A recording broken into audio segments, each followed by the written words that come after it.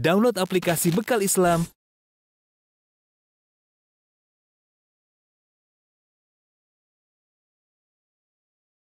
Bismillahirrahmanirrahim. Assalamualaikum warahmatullahi wabarakatuh. Alhamdulillahi ala ihsanih wa syukru lahu ala taufiqihi wa amtinanih wa asyhadu an la ilaha illallah wahdahu la syarika lahu ta'ziman li sya'nih wa asyhadu anna Muhammadan abduhu wa rasuluhu da'ila ridwani. Allahumma salli alaihi wa ala alihi wa ashabihi wa ikhwani. Ikhwan dan akhwat yang dirahmati Allah Subhanahu wa taala, kawan-kawan di Qatar, di Abu Dhabi dan yang lainnya. InsyaAllah pada kesempatan kali ini kita akan bahas suatu perkara yang sangat tersebar di masyarakat kita, itu tentang merokok ya. Saya baru aja buka di internet ya, bahwasanya Indonesia adalah persentase penduduk terbesar sebagai perokok terbesar di dunia ya. Jadi Indonesia dibandingkan jumlah perokok, persentasenya paling besar di dunia adalah orang Indonesia yang paling banyak merokok ya, berdasarkan laporan dari WHO ya. Dan ini adalah perkara yang ya menyedihkan ya, karena kita tahu rokok mudaratnya sangat banyak ya. Dan merokok adalah suatu hal yang sangat wajar di tanah air kita, mengingat yang merokok dari banyak kalangan ya, bahkan dari kalangan para kiai yang mereka juga merokok ya di depan murid-murid mereka, bahkan mereka merokok sambil mengisi pengajian ya. Jadi seakan-akan suatu hal yang mungkin dianggap baik ya, karena rokok dikonsumsi ketika pengajian ya. Lain halnya ketika rokok mungkin dikonsumsi di luar pengajian, tetapi ketika sambil pengajian, sambil merokok, sambil membacakan hadis-hadis Nabi, kemudian sambil merokok, maka seakan-akan itu suatu perkara yang dianjurkan ya. Murid-murid melihat loh, kiai merokok sambil pengajian ya tentu saja mereka wajar untuk meniru hal tersebut ya. Bahkan yang unik di tanah air kita, sebagian pondok mendapatkan pemasukan terbesar dari hasil penjualan rokok dalam pondok. Jadi di pondok jualan rokok, bahkan penghasilan terbesar pondok tersebut diantaranya karena menjual rokok ya. Kalau begini jadinya para kiai merokok, santri juga merokok, ya masyarakat merokok ya sangat wajar saja. Karenanya ketika MUI mengeluarkan fatwa tentang haramnya rokok pada sebagian kondisi, maka sebagian kiai menolak mentah-mentah ya, dan menganggap fatwa tersebut tidak menghormati para kiai atau melecehkan para kiai ya. Menurut kiai tersebut, kalau di pesantren tidak ada rokok maka tidak lengkap ya, karena kopi temannya rokok ya. Ya. Dan ini adalah hal yang sangat menyedihkan ya. Bagaimana kita mau menyalahkan masyarakat sementara para kiai, tokoh-tokoh agama ya, dan mereka merokok di hadapan umum, bukan cuma di hadapan umum, bahkan tatkala sedang pengajian. Meskipun kita tahu sebagian orang-orang ya, sebagian mungkin kiai mengatakan hukumnya makruh, tidak haram ya, meskipun yang benar adalah haram. Sebagian mereka mengatakan makruh, tapi namanya makruh adalah sesuatu yang hendaknya ditinggalkan ya. Hendaknya ditinggalkan. Kita tahu namanya makruh, kalau ditinggalkan dapat pahala. Makruh dibenci oleh Allah Subhanahu wa taala, tidak sampai pada derajat haram. Tapi kalau namanya makruh ditinggalkan dapat pahala dari Allah Subhanahu wa taala, dan tidak etis kemudian para dai, para kiai mencontohkan sesuatu yang makruh di hadapan umum atau di hadapan masyarakat, sehingga seakan-akan mengajarkan masyarakat untuk melakukan perkara-perkara yang makruh ya. Saya masukkan perkara ini dalam buku saya, ajaran mazhab Syafi'i yang ditinggalkan oleh sebagian pengikutnya, karena kita dapati ternyata ulama Syafi'iyah, para ulama Syafi'iyah telah membahas masalah rokok ya. Dan memang pembahasan rokok kita tidak akan dapatkan dalam kitab-kitab fikih klasik ya, karena di zaman dahulu rokok belum ada ya, rokok baru muncul belakangan ya.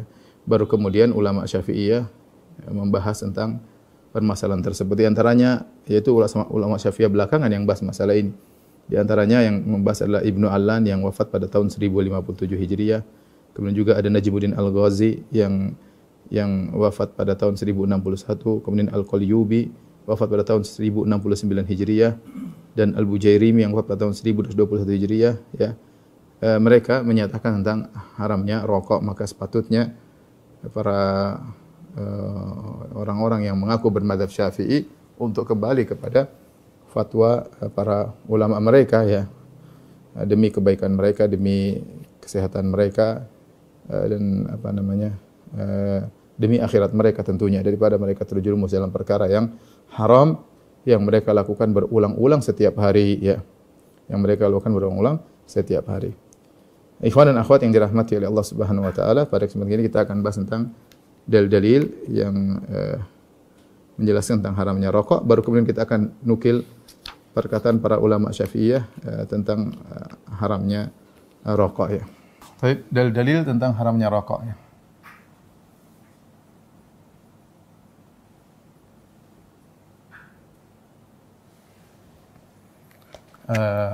Dari Al-Quran, ya.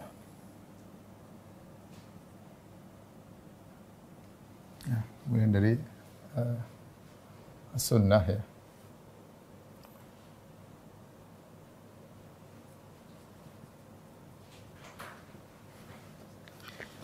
Dari fitrah.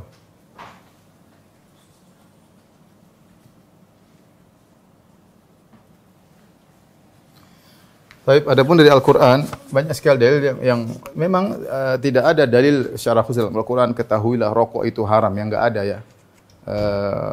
Al-Quran sempurna dan cukup Al-Quran meletakkan kaedah-kaedah, demikian juga hadis-hadis meletakkan kaedah-kaedah yang dengan kaedah-kaedah tersebut bisa mencakup perkara-perkara yang baru akan muncul di masa depan. Karena sebenarnya mengatakan mana dalilnya dalam Al-Quran, ketahuilah rokok itu haram.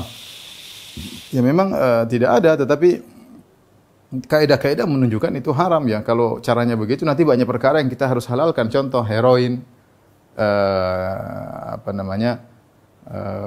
heroin misalnya, kemudian obat-obatan terlarang, mana dalilnya bahwasanya heroin haram? Dalam Al-Quran juga tidak ada, dalam hadis juga tidak ada, ya.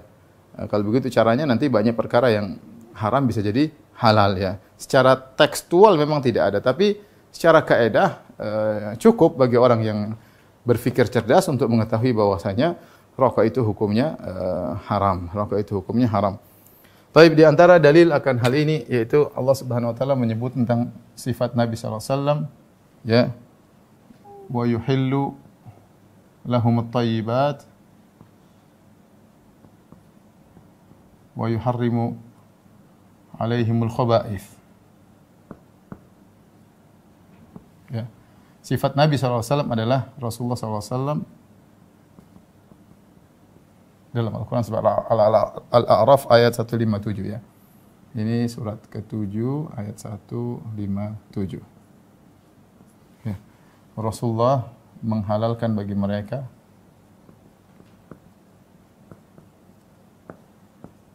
yang baik, yang baik-baik, dan mengharamkan bagi mereka yang tidak baik. Yang tidak baik, ya. Baik, kita tahu bahwasanya Allah Subhanahu wa taala dalam Al-Quran menyuruh kita untuk makan yang baik-baik dalam banyak ayat. Misalnya firman Allah Subhanahu wa taala, "Kulu mimma fil ardi halalan thayyiba." Wahai manusia sekalian, orang beriman, kulu mimma fil ardi halalan thayyiba. Makanlah yang ada di bumi, ya, yang halal dan thayyib, yang baik. Halal yang baik, ya. Berarti ada yang baik, ada yang tidak baik, ya. Ada yang thayyib, ada yang khabith, ya. Kemudian juga Allah Subhanahu wa taala berfirman, "Ya ayyuhar rusulu kulu minat thayyibati wa'malu shalihan." Wahai para rasul, makanlah yang baik-baik. Kemudian Allah juga berfirman, "Kulu min thayyibati ma razaqnakum." Wahai orang yang beriman, makanlah dari rezeki yang baik yang kami berikan kepada kalian. Jadi Allah menyuruh kita makan yang baik. Para rasul disuruh makan yang baik, mengkonsumsi yang baik. Yang tidak baik disuruh tinggalkan. Makanya Allah mengatakan wa yuhillu lahum at-thayyibati wa yuharrimu 'alaihimul khaba'ith. Rasulullah menghalalkan yang baik dan mengharamkan bagi mereka yang tidak baik. Coba kita tanya sama kawan-kawan sekalian. Rokok ini cuma dua pilihan, baik atau tidak baik? Tanya. Tanya sama mereka yang mengatakan rokok itu halal atau rokok itu makruh. Tanya, rokok ini baik atau tidak baik? jawab dengan nurani ya. Ya, semua sepakat tidak baik ya. Rokok tidak baik, cuma dia kecanduan ya, mau diapain ya. Tapi kalau kita klasifikasikan, maka dia akan jatuh pada klasifikasi tidak baik ya, yang diharamkan oleh Rasulullah sallallahu alaihi wasallam. Kemudian di antaranya dalil juga kata Allah Subhanahu wa taala, "Wala tulku bi aidikum ila tahlukah." Sama dengan firman Allah Subhanahu wa taala, itu jangan lemparkan diri kalian pada kebinasaan. Jangan lemparkan diri kalian, yaitu dalam kebinasaan. Kemudian juga firman Allah Subhanahu wa taala, "Wala taqtulu anfusakum. Innallaha kana bikum rahima." Jangan bunuh diri kalian.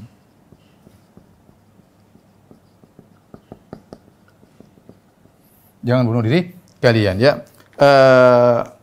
Ustadz kayaknya dalilnya terlalu kasar, jangan bunuh diri. Emang orang merokok bunuh diri?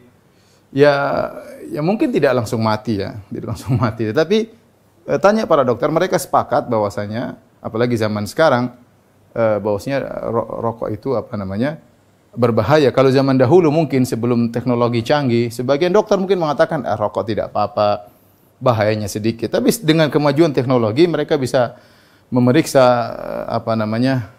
bahan-bahan yang terkandung dalam rokok, baik nikotin atau ter atau yang lainnya yang sangat berbahaya, yang bisa menimbulkan berbagai macam penyakit. Dan ini sudah tertulis. Para pembuat rokok ketika buat iklan tulis rokok berbahaya, bisa menimbulkan ini dan ini dan ini dan ini. Dirinci. Sekarang enggak dirinci tapi ditulis global, rokok membunuhmu. Rokok membunuhmu. Saya tidak tahu mana yang lebih mengerikan, dirinci atau cuma secara global. Tetapi yang nulis itu perusahaan rokok, ketika dia bikin iklan ditulis rokok membunuhmu ya. Maka wajar kalau kita bawakan ayat ini, wala taqtulu anfusakum. Apakah mereka bohong ketika nulis rokok membunuhmu? Ya. Ataukah pemerintah ketika nulis rokok membunuhmu syarat daripada iklan rokok berarti bohong? Jelas rokok membunuhmu. Bahkan WHO, saya baca tadi berita bahwasanya rokok di abad 20 ini membuat mati sekitar sebab kematian 100 juta manusia. Dan ini mengalahkan perang dunia pertama, perang dunia kedua. Perang dunia kedua yang meninggal sekitar 60 sampai 80 juta. Perang dunia pertama sekitar 18 juta ya. Jadi kalau digabungkan ya sama dengan akibat yang ditimbulkan oleh rokok. Cuma kalau perang dunia mungkin langsung mati. Kalau rokok bertahap, kematiannya pelan-pelan, tapi 100 juta orang di abad 20 penyebab kematian adalah rokok ya. Penyebab kematian adalah rokok ya. Tanya dokter-dokter kalau tidak percaya ya. Ya, memang benar sebab kematian banyak, tapi di antara sebab pemicu yang menyebabkan banyak orang meninggal di antaranya adalah rokok. Oleh karenanya dalil ini pada tempatnya, wala taqtulu anfusakum innallaha kana bikum rahima. Jangan kalian bunuh diri kalian, sesungguhnya Allah sayang kepada kalian ya. Wala tulqu bi aidikum ila tahlukati. Ya, jangan kalian melemparkan diri kalian dalam kebinasaan ya. Mungkin saya perlu ingatkan tadi kata WHO ya. Abad 20 ya. 100 juta orang mati ya. Karena disebabkan rokok. Ya, wallah alam mereka kalau kita bilang mereka dusta lagi ya terserah ya. Tapi intinya ini menurut penelitian mereka, tentunya mereka tidak asal ngomong, mereka punya penelitian dan ini sama dengan kematian perang dunia pertama dan kedua. Pertama plus perang dunia kedua. Karena perang dunia pertama yang meninggal sekitar 18 juta. Adapun perang dunia kedua sekitar 60 sampai 80 juta ya. Mereka bilang abad 21 mungkin lebih banyak lagi yang meninggal. Oleh karenanya ayat ini pada tempatnya, wala taqtulu anfusakum innallaha kana bikum rahima. Janganlah kalian bunuh diri kalian, sungguhnya Allah sayang kepada kalian. Kemudian dalil yang ketiga, dalil yang ketiga sini aja. Kata Allah Subhanahu wa taala, "Wala tubadzir tabdzira." Wala tubadzir tabdzira. Innal mubadzirina kanu ikhwana syayatin wa kana syaitanu rabbih kafura. Ya, janganlah kalian mubadzir. Karena orang-orang yang mubadzir adalah teman-temannya setan.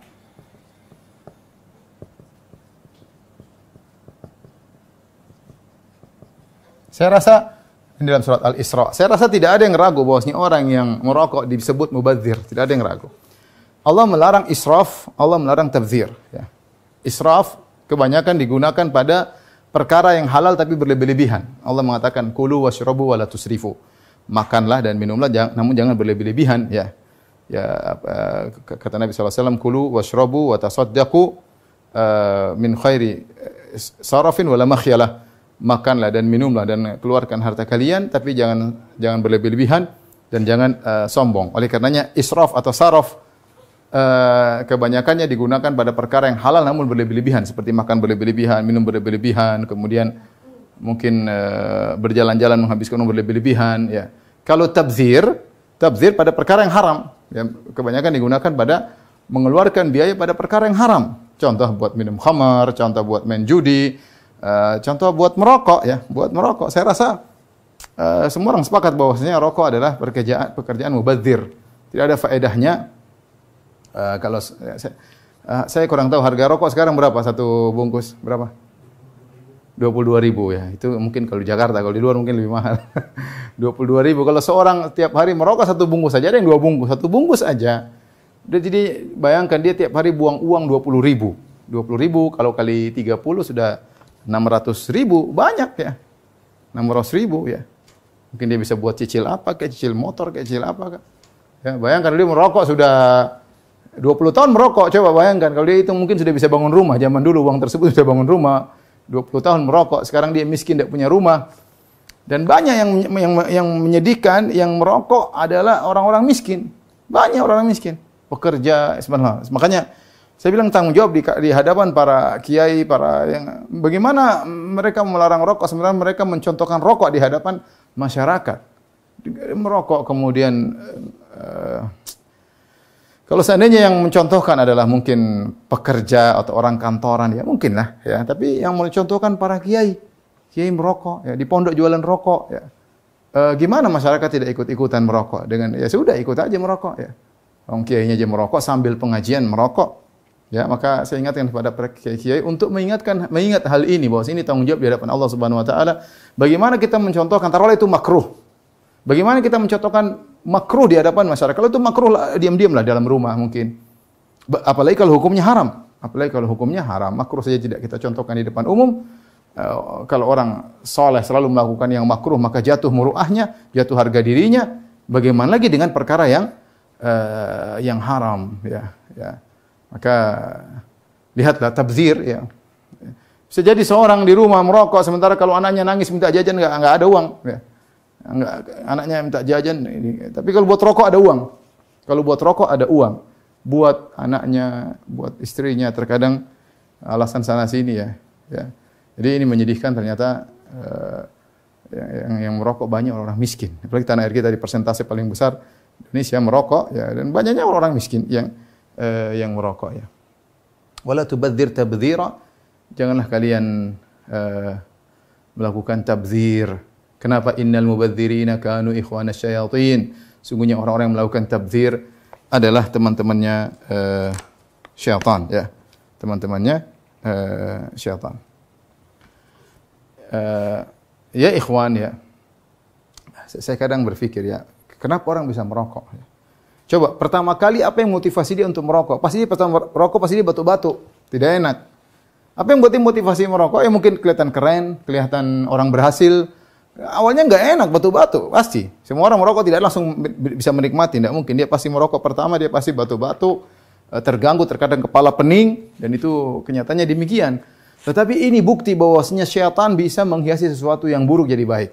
Karena syaitan sudah bersumpah di hadapan Allah, la uzayyinanna lahum fil ardi wa la ughwiyannahum ajma'in. Ya Allah, sungguh benar-benar aku akan menghiasi maksiat di dunia bagi anak-anak Adam. Sesuatu yang buruk. Beda, saya katakan beda. Yang orang bisa langsung lezat, misalnya zina, ya. Haram tapi langsung lezat, ya. Zina haram langsung apa? Lezat, ya. Ya, mungkin apa kayak banyak maksiat yang dilakukan langsung lezat, ya. Tapi kalau rokok enggak. Rokok batu-batu, nanti setelah berapa kali dia mencoba baru kemudian dia ketagihan. Ya, terus apa motivasi dia? Ya tadi, setan menghiasi seakan-akan kalau kau merokok, kau keren. Kalau kau merokok berarti kau orang gaul, kau akan ini, akan anu, akan ini, akan anu. Sampai orang miskin pun terjebak dengan semuanya. Orang miskin akhirnya merokok. Makanya saya kadang mikir apa sih yang buat, kenapa orang terjebak ya? Terjebak dengan merokok sesuatu yang mengganggu pernapasan, yang buat orang batuk, apalagi di awal kali dia merokok. Lama-lama dia terbiasa malah kecanduan ya. Tapi ini dalil-dalil Al-Quran yang menunjukkan bahwasanya rokok itu haram ya. Rokok itu haram. Baik, kita lanjutkan dari sunnah Nabi SAW.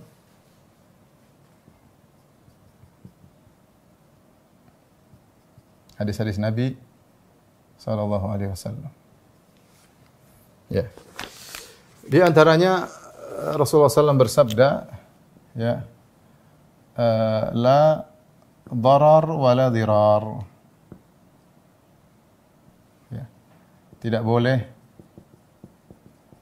membeli mudarat. Mudarat, ya. Yaitu pada diri sendiri atau pada orang lain. Atau pada orang lain. Kaidah mengatakan ad-dararu yuzal, namanya kemudaratan harus dihilangkan. Dan rokok ini mengumpulkan dua mudarat tersebut. Seorang merokok memberi kemudaratan pada dirinya dan juga memberi kemudaratan kepada orang lain. Mending dia hanya memberi kemudaratan pada dirinya, dia akan beri kemudaratan kepada orang lain ya. Ya ikhwan, yang dirahmati Allah Subhanahu wa taala, mungkin seorang mengatakan ini kan badan saya, terserah saya mau apa yang mau saya lakukan terhadap badan saya. Jawabannya tidak. Ini badan, kesehatan adalah kenikmatan yang Allah akan mintai pertanggungjawaban di kemudian hari. Sebab kita banyak dapat kenikmatan jasad, kenikmatan kesehatan, kenikmatan waktu luang, kenikmatan harta. Apakah orang bebas menggunakan hartanya? Ini harta saya mau beli macam-macam. Oh, enggak boleh. Kau akan ditanya tentang harta tersebut, ya. Sama jasadmu ini tidak boleh kau rusak, ya. Kalau ada seorang kemudian dia potong jarinya, haram hukumnya, tidak boleh merusak jasad, ini jasad amanah dari Allah Subhanahu wa taala ya. Makanya Nabi SAW mengatakan man tahassas summan ya faqatala nafsahu fasummuhu fi yadihi wa huwa yatahassahu fi nari jahannam khalidan fiha abada. Barang siapa di dunia mati karena mengkonsumsi racun, ya dia konsumsi racun, maka faqatala nafsahu, dia bunuh diri, maka pada hari kiamat dia akan disiksa dengan dia mengkonsumsi racun tersebut di neraka jahannam selama-lamanya ya. Jadi jangan mentang-mentang ini badan saya mau rusakin, terserah saya. Oh enggak, ini badan amanah dari Allah, kau akan diminta pertanggungjawaban. Karena kau telah merusaknya, ya. Makanya orang kalau mati bunuh diri disiksa dengan bagaimana cara dia bunuh. Padahal saya bunuh diri dengan melemparkan dirinya dari tempat yang tinggi, dia akan disiksa oleh Allah pada hari kiamat dengan lemparkan tempat yang tinggi. Barang siapa qatala nafsahu bihadidatin, barang siapa bunuh dirinya dengan benda yang tajam, dia akan disiksa pada hari kiamat dengan menikam dirinya pada hari kiamat di neraka jahanam kelak. Oleh karenanya orang yang merokok ya terkumpulkan pada dia dua perkara, memudaratkan dirinya. Yang lebih parah daripada itu memudaratkan orang lain. Dan ini yang paling saya khawatirkan pada hari kiamat kelak, ya. Kasus-kasus banyak terjadi, ya. Kata Nabi SAW, al-muslim man saliman muslimuna min yadihi wa lisanihi. Muslim yang sejati itu orang lain tidak terganggu dari gangguannya, baik dengan lisannya atau tangannya. Kasus banyak ya. Saya pernah menghadapi kasus di Madinah ya, ada orang Indonesia, suster ya. Kemudian dia terkena kanker ya, qadarullah. Karena suaminya perokok, ya suaminya ya mungkin tidak meninggal tapi ya istrinya justru yang tidak punya kekuatan tubuh yang kuat. Dia menjadi perokok yang pasif, yang bekas-bekas dari suaminya. Dia meninggal. Yang kena kanker apa? Yang kena kanker istrinya. Lalu dia suster. Dan ini kasus yang saya hadapi sendiri ya. Ya, artinya kejadiannya ketika saya masih tinggal di Madinah. Kemudian juga di antaranya anak bayi ya, masih kecil terkena penyakit gara-gara rokok bapaknya ya. Ini kejadian ya. Kasihan ya. Ya. Oh, kita mengganggu orang lain, mengganggu orang lain. Saya termasuk orang yang terganggu kalau ada orang merokok, sangat terganggu ya. Ya makanya ketika Rasulullah SAW mengatakan kalau kalian berjalan, kata Nabi SAW, fa'atu at-tariqa haqqahu. Kalau kalian di jalan maka berikanlah hak jalan. Para sahabat bertanya, wa ma haqqut tariq? Ya Rasulullah, apa haknya jalan? Kata Rasulullah SAW, ghaddul basar, tundukkan pandangan, wa kafful adza, jangan ganggu orang. Wah, kita berjalan, jalan kaki, orang depan merokok, asapnya masuk ke kita dan kita tidak suka, udah baunya busuk, kita batu-batu. Terganggu. Dia santai aja. Kita di belakang terganggu. Bahkan ketika haji, saya terganggu. Saya lagi di Muzdalifah, kemudian ada orang merokok sampai ke saya terganggu, tidak bisa tidur. Dia santai aja, ya. Saya bilang, ya akhi, ini hajian ya akhi. Santai aja, kayaknya saya yang aneh melarang orang merokok. Tapi Anda jangan menganggap semua orang merokok seperti Anda, banyak orang yang masih tidak merokok, yang terganggu dengan itu, ya. Zalim ya akhi. Zalim ya. Saya pernah saya bawa anak waktu itu, saya tegur seorang, ya akhi, Pak, merokok jangan sini. Kamu yang pergi sana, jangan. Subhanallah. Dia merokok di tempat umum. Ya. Emang ini punya dia. Lalu dia ada ruangan rokok sana merokok. Kenapa merokok di tempat umum? Zalim. Dan yang pernah saya alami sendiri ketika saya umroh sama istri saya. Subhanallah, kita di kamar. Saya alhamdulillah masih lebih kuat. Istri saya batu-batu nggak berhenti semalaman suntuk. Kenapa? Tetangga sebelahnya merokok. Kita bingung asap dari mana. Ternyata sebelah ada yang merokok. Akhirnya telepon pihak hotel untuk menegur orang tersebut. Orang Indonesia ternyata. Istri saya sampai nangis-nangis, nggak kuat. Batu nggak berhenti. Saya batu dikit-dikit ya. Rupanya meskipun hotel sudah, tapi ada asap aja yang masuk karena sebagian pintu nyambung ya, connecting cuma ditutup, tapi masih ada celahnya dan asap bisa masuk. Bayangkan dia umroh ganggu orang, zalimi orang. Waliyadzubillah ya. Maka ini yang paling berbahaya adalah memudaratkan orang lain. Ini bukan perkara sepele ikhwan ya. Nanti akan ditanya oleh Allah pada hari kiamat mengganggu orang. Ya, mengganggu orang. Kalau nanti merokok sana di ruangan merokok silakan sama-sama Bikin nanti mengganggu orang yang tidak biasa merokok, sangat-sangat terganggu. Saya termasuk orang yang sangat-sangat terganggu dengan merokok ya. Saya tidak kuat kalau ada asap rokok, saya pergi. Dan teman-teman tahu, saya misalnya makan di restoran ada orang merokok, rokoknya saya pergi. Saya tidak bisa ya. Saya tidak bisa ya, tidak kuat ya. Intinya ikhwan dan akhwat rahmatillah subhanahu wa ta'ala, ini yang paling berbahaya di antaranya bahaya rokok adalah memudaratkan orang lain ya. Kemudian saya ajak ikhwan-ikhwan merenungkan Nabi SAW bersabda, lan tazula qadama abdin hatta yus'al an arba'. Tidak akan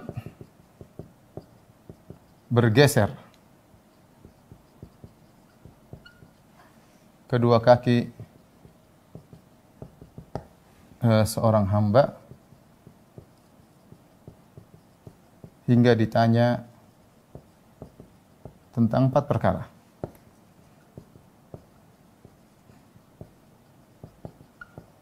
Di antaranya tentang an malihi min aina iktasabahu fima anfaqat, tentang hartanya, di mana didapatkan, kemana dia habiskan. Ini saja, di mana habiskan, dia tanya untuk beli rokok. Orang miskin kasihan, merokok. Di tukang, lihat orang merokok, tukang sampah, tukang batu, kasihan lihatnya sudah. Ya, gaji berapa sih? Potong, taruhlah dia gaji 100.000 per hari. Itu kalau sampai, itu potong 20.000 buat rokok. Banyak 20.000. Kasihan, belum nanti biaya obat-obatnya. Kerja sambil batu-batu. Kasihan. Bukan, ya orang kaya boleh lah. Orang kaya mungkin rokok sedikit-sedikit. Orang miskin-miskin kasihan. Yang contohin kiai-kiai.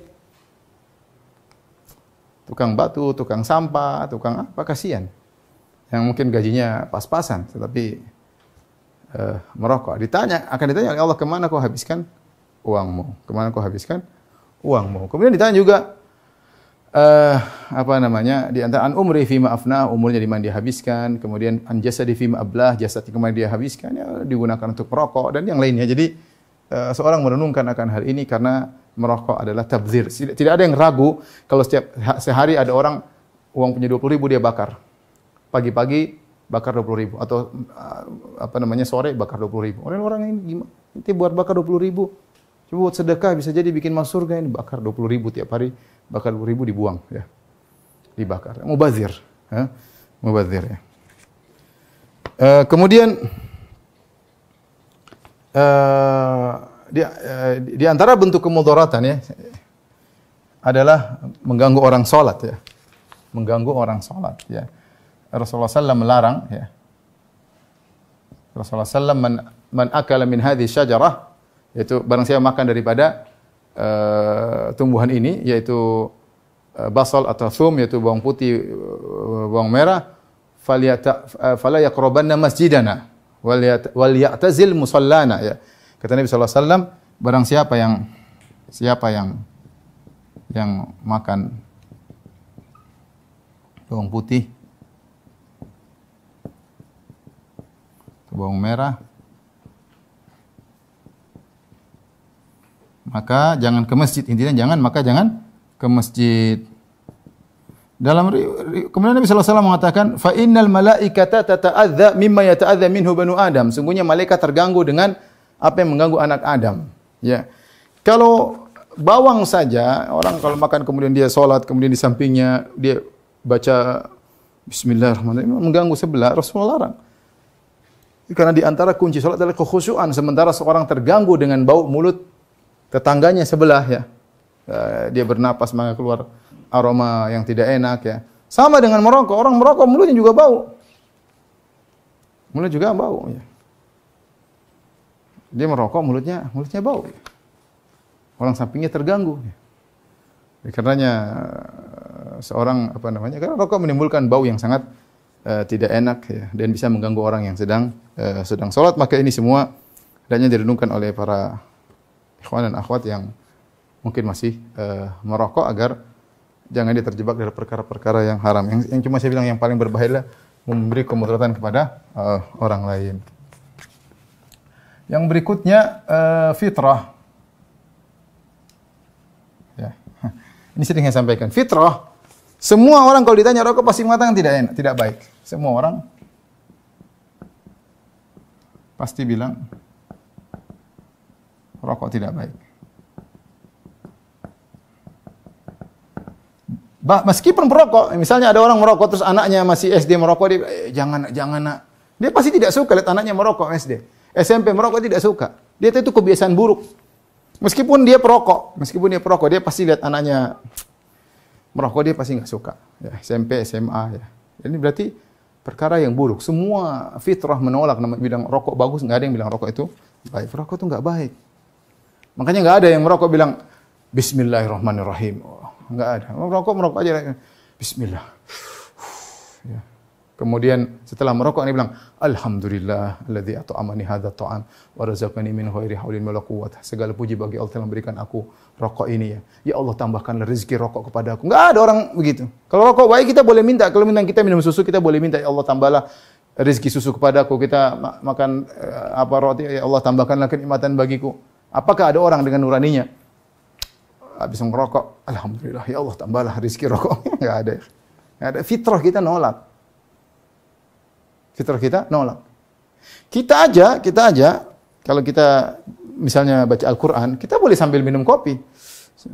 Coba kita baca Quran sambil merokok, kesannya tidak enak.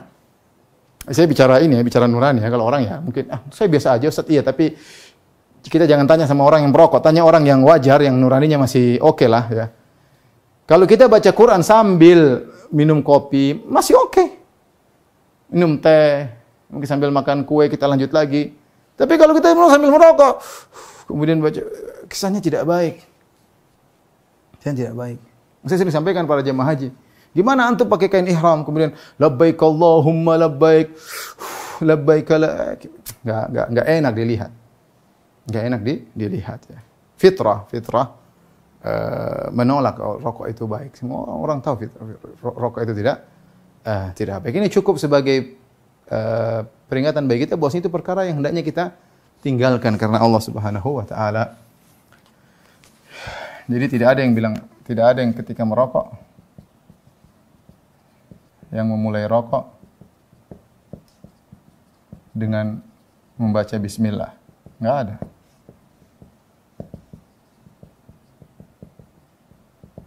Dan tidak ada yang mengakhiri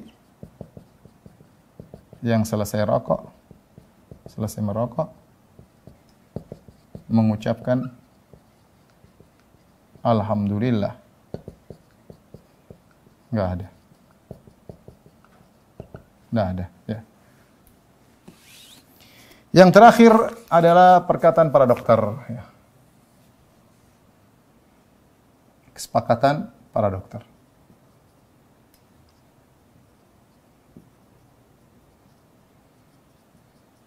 Akan bahaya rokok. Ya, saya bilang tadi, dulu mungkin ada dokter yang mungkin ragu-ragu ini rokok, mungkin bilang makruh. Tapi sekarang saya rasa semua dokter semua sepakat dengan kemajuan teknologi, dengan ilmu sains yang lebih maju, ilmu medis yang lebih maju. Mereka tahu bahaya rokok mengandung ini, bahayanya kayak apa, sumber kematian dan macam-macamnya, ya. Sehingga mereka katakan bahwasanya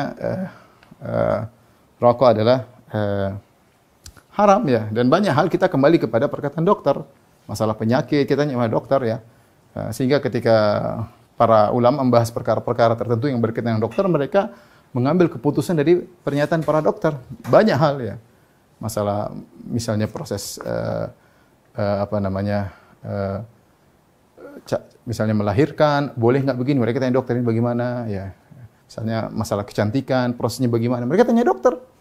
Ya, mereka tanya dokter. Penggunaan ini bagaimana? Mereka tanya dokter. Di antara rokok tanya dokter. Yang pakar dokter.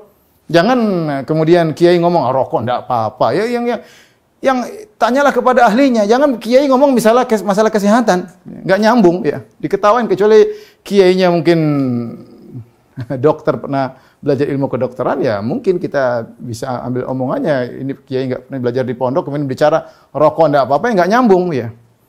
Untuk memunculkan hukum tentang masalah rokok, para ulama kembali kepada pernyataan para dokter tentang bahaya rokok, kandungan-kandungan yang terkandung di dalamnya. Dan seluruh dokter sepakat, meskipun dokternya juga merokok, ya. Sebagian dokter merokok, tapi mereka tahu bahwasanya rokok itu berbahaya bagi kesehatan, bagi orang lain, ya. Terkadang berbahaya bagi janin, dan banyak hal, ya. Kemudian merupakan sebab banyak kematian. Taib. Dari sini bisa kita simpulkan, ikhwan dan akhwat yang dirahmati Allah Subhanahu wa taala, kesimpulan sebab-sebab pengharaman, sebab-sebab diharamkan rokok. Apa saja tadi? Pertama adalah di antaranya perkara yang buruk.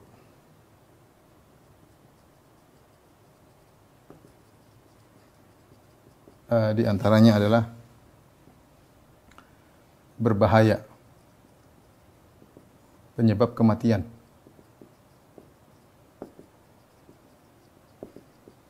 Di antaranya adalah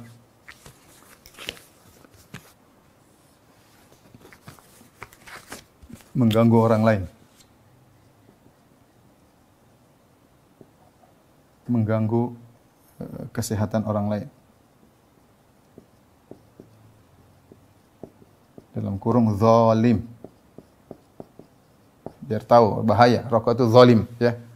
Kalau dia ngerokok di kamar sendiri, ya mungkin dia enggak zalim, ya. Paling mengganggu cicak yang ada di dinding, terganggu dengan rokoknya. Nah, kalau di tempat umum yang mengganggu orang, dia merokok di luar, di bandara merokok di luar, masuk di ruang sana, silakan merokok di tempatnya, ya. Di antaranya bau yang tidak enak.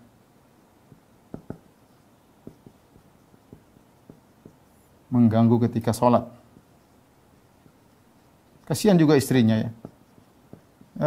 Tiap hari harus tidur sama orang yang terkadang seperti baunya bau rokok, ya, seperti bau asbak. Kasihan kan tiap hari ketemu orang seperti itu. Anak-anak juga kasihan. Kalau kita nggak biasa merokok, ada orang dekat, kita nggak enak, ya, kalau jauh mungkin. Tapi kalau dekat ngomong nggak enak, pasti nggak kuat dengan baunya. Ya kalau lama-lama ya biasa, kasihan istrinya. Istrinya nggak merokok, tapi lama-lama ini suaminya, mas yang dia cintai, ya akhirnya dia, ya sudahlah. Aslinya orang nggak kuat kalau nggak ngerokok, cium bau rokok nggak kuat, ya. Tapi lama-lama biasa, ya sama, udah masuk WC lama-lama ya nggak ada masalah, ya. Eh, ada lagi jangan lupa, yaitu mubazir. Ya. Rasulullah SAW kata Nabi SAW, wa karihalakum salasan, Allah benci dari kalian 3 perkara.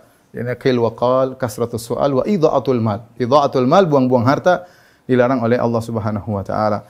Inilah hal-hal yang menunjukkan bahwasanya rokok diharamkan. Salah satu saja sudah cukup mengharamkan rokok, apalagi terkumpul perkara-perkara ini ya. Wallahu a'lam bishawab. Baik, kita akan bacakan pernyataan para ulama Syafi'iyah ya dalam hal ini. Saya bacakan pertama perkataan Ibnu Allan Al-Bakri As-Siddiqi Asy-Syafi'i wafat 1057 Hijriah.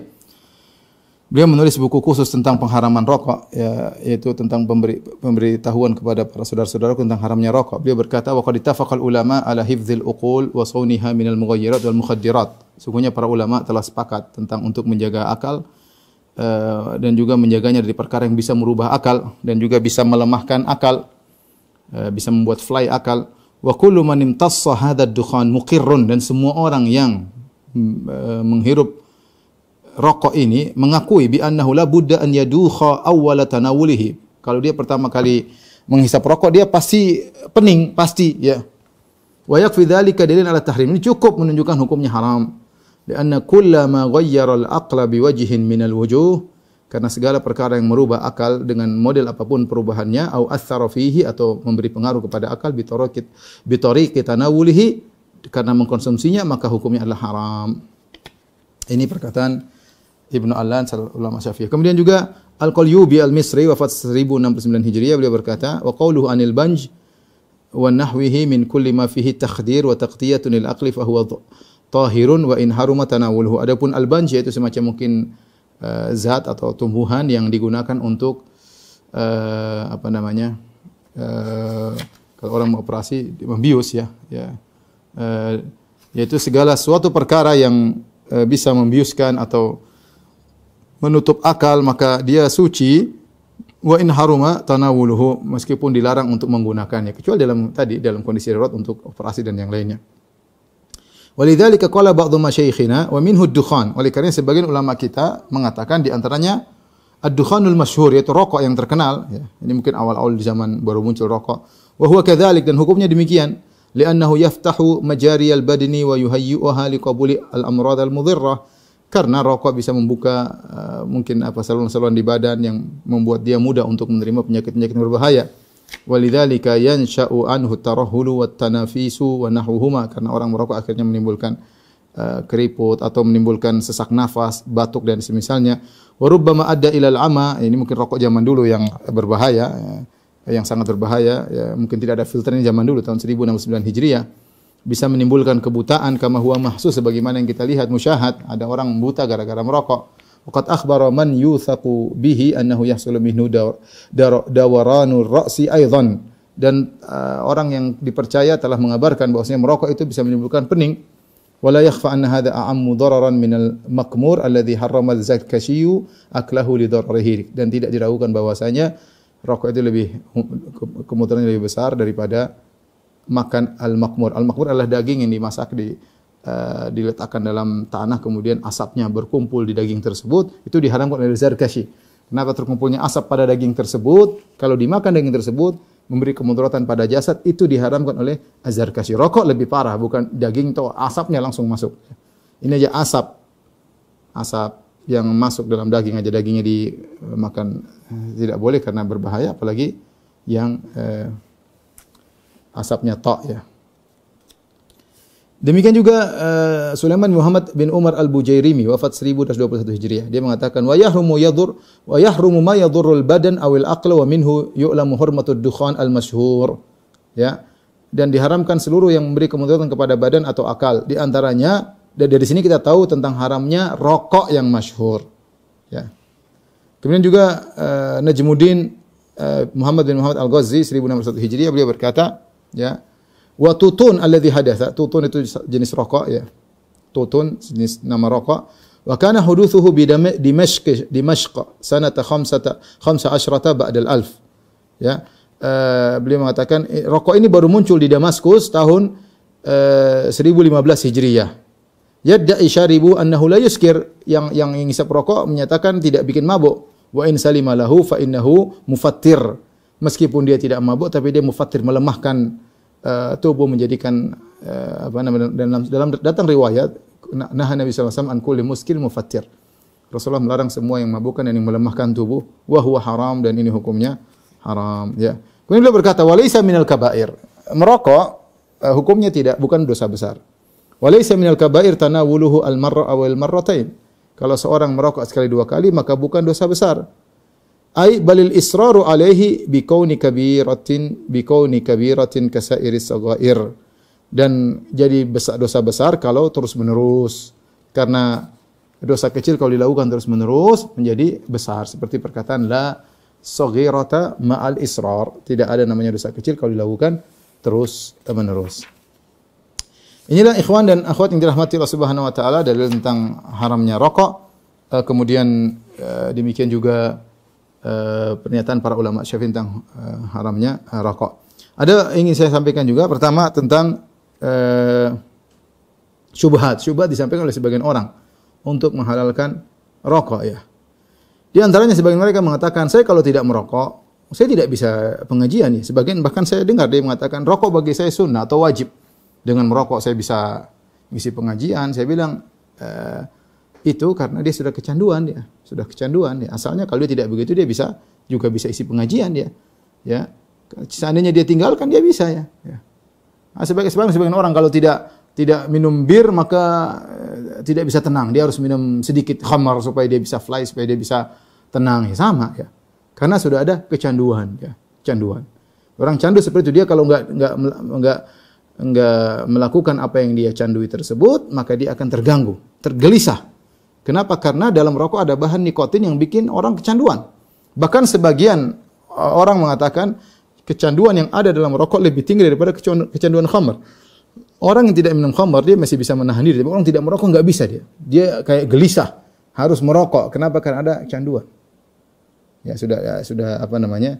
Sudah mendarah daging nikotinnya sehingga dia harus mengkonsumsi, sama seperti orang yang obat-obat terlarang. Kalau enggak dia gelisah, ya, dia harus segera mengkonsumsi obat terlarang agar bisa melepaskan kecanduan atau bisa memuaskan yang dia candu tersebut. Jadi kalau sebagian kiai mengatakan demikian, kalau saya justru rokok bagi saya wajib, saya bilang ya itu tidak benar, ya, karena Anda saja yang kecanduan, ya. Anda saja yang kecanduan sebagaimana candu-candu yang lain, ya.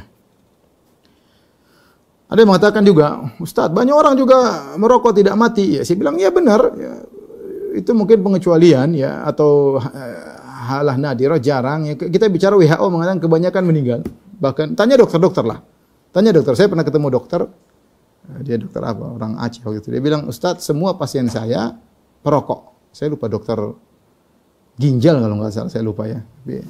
Itu ya kanker ginjal atau apa. Dia bilang sebabnya semua karena merokok. Semuanya karena merokok. Jadi dia mengatakan, Allah alam, ini dia dokter, dia rokok itu akan menimbulkan kanker. Cuma terkadang seorang mati dulu sebelum kanker. Seandainya dia hidupnya lama, kanker suatu saat dia akan sampai pada titik dia terjadi kanker. Ya. Adapun seorang tidak meninggal, ada orang mungkin 70 masih merokok, 80 masih merokok, bukan berarti kemudian menjadi hal banyak orang yang masih muda merokok meninggal gara-gara rokok. Sebagaimana orang-orang bule banyak minum khamar tidak mati-mati, banyak. Terus khamar jadi halal, khamar jadi halal, minum khamar sampai 70 tahun atau 90 tahun masih teler, khamar berbahaya, alkohol, tapi tidak mati, kemudian jadi halal. Bukan berarti orang tidak mati kemudian menjadi halal. Tapi semua dokter tahu paru-parunya rusak, ya, paru-parunya rusak dengan merokok tersebut. Kemudian juga ada yang mengatakan dengan merokok, Ustaz, kita akan membuka banyak ruang pekerjaan bagi masyarakat. Ya, kasihan petani-petani tembakau kalau kita haramkan rokok. Kita bilang ya hancurkan tembakau, tanam yang lain masih banyak. Nanti kalau berdalil dengan cara masalah pekerjaan banyak yang kita tidak bisa tutup. Khamar misalnya, kemudian ada petani anggur, ya sudah. Nanti kalau khamarnya tutup, petani anggurnya kurang laku misalnya, ya.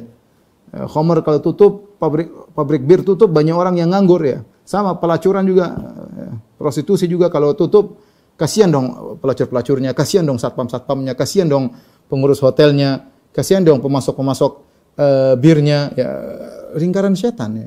Ya. Kalau kita mikir kalau kita bubarkan nanti banyak yang nganggur, ya Allah kasih pekerjaan yang lain banyak. Ya. Maka jangan dijadikan dalil untuk menghalalkan rokok dengan mengatakan kalau kita haram merokok sumber penghasilan pondok jadi berkurang. Repot. Kasihan masyarakat, kasihan masyarakat yang terkena penyakit. Kasihan.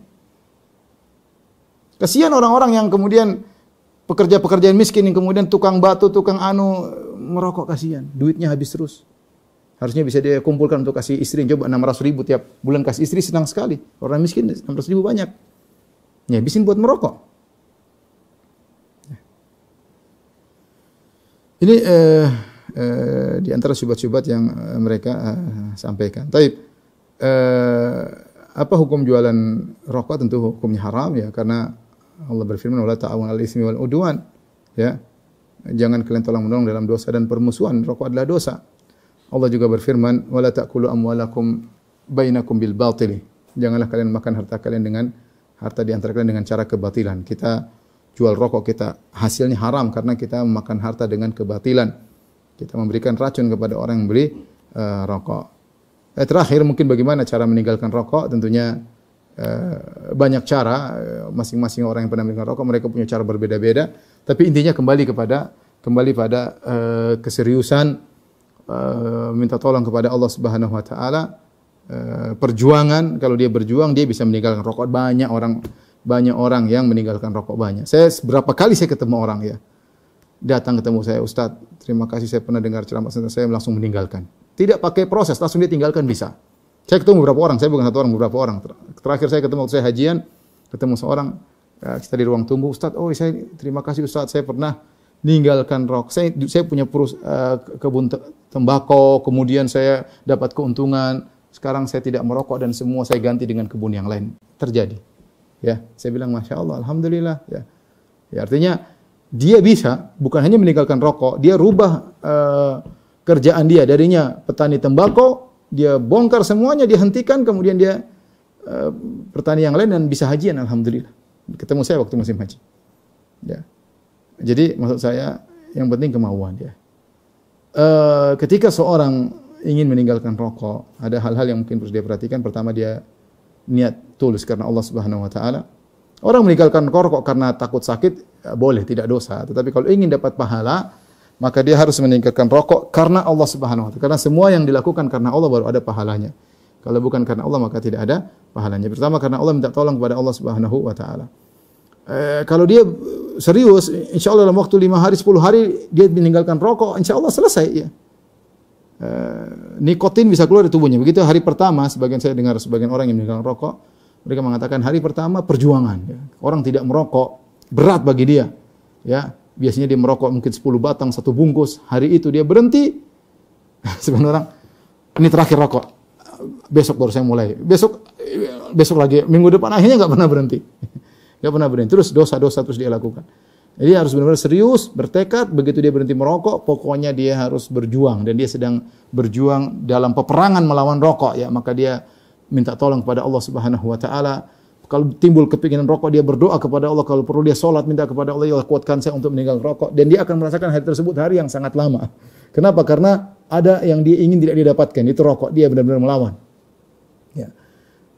Kalau hari pertama jangan lihat hari berikutnya. Ingat hari ini saja, perjuangan saya hari ini, saya harus bisa lolos. Hari ini saya harus bisa lolos.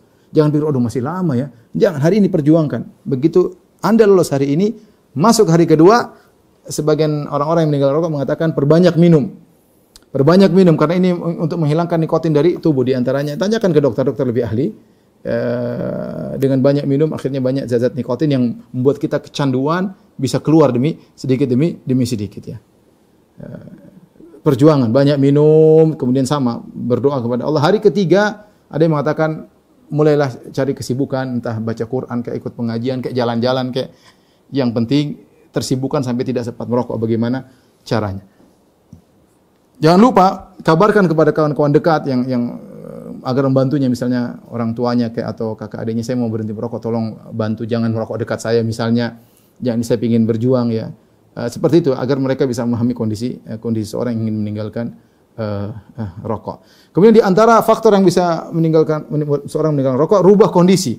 Semua hal-hal yang membuat kita terpancing untuk merokok, tinggalkan. Misalnya, biasanya seorang merokok dengan minum kopi. Sudah kopi jangan diminum, ganti es teler misalnya. Karena kalau ada kopinya, waduh kurang lengkap, nggak ada rokoknya. Jangan, pokoknya semua yang bisa. Orang biasanya merokok sambil kopi biasanya. Udah kopinya jangan minum kopi hari itu. Perjuangan sampai seminggu gak minum kopi. Ya. Kalau ada ketemu kawan-kawan yang menimbulkan kita merokok, jangan berteman sama mereka untuk seminggu sampai kecanduan hilang. Kecanduan itu bisa hilang. Kalau kecanduan sudah hilang, hari ke-10 sudah hilang, selesai. Yang penting jangan coba-coba lagi, pengen coba sedikit, jangan. Ya, kalau nikotin sudah keluar dari tubuh, maka yang buat candu tersebut, saya nggak tahu nikotin atau yang bahan yang lain, wallahu alam, tanya dokter, tapi intinya bahan yang buat candu tersebut kalau sudah hilang dari tubuh, maka kecanduan tersebut akan hilang, tinggal kita memaintain diri kita untuk tidak merokok. Lama-lama akhirnya kita benci dengan rokok, lama-lama akhirnya rokok itu buat kita batuk-batuk karena kita sudah membersihkan diri kita dari rokok tersebut. Intinya selamat berjuang, semoga Allah Subhanahu wa taala mudahkan antum yang masih merokok untuk meninggalkan rokok karena Allah Subhanahu wa taala. Baik, ya demikian saja yang saya sampaikan. Ya, semoga kawan-kawan kita yang masih merokok diberi petunjuk oleh Allah Subhanahu wa taala, dan semoga para kiai yang masih merokok agar merenungkan kembali dampak perbuatan mereka, memberi contoh yang buruk kepada masyarakat, dan kembali kepada para ulama Syafi'i yang mengatakan rokok hukumnya haram. Wallahu taala alam bisawab. Wabillahi taufik. Assalamualaikum warahmatullahi wabarakatuh.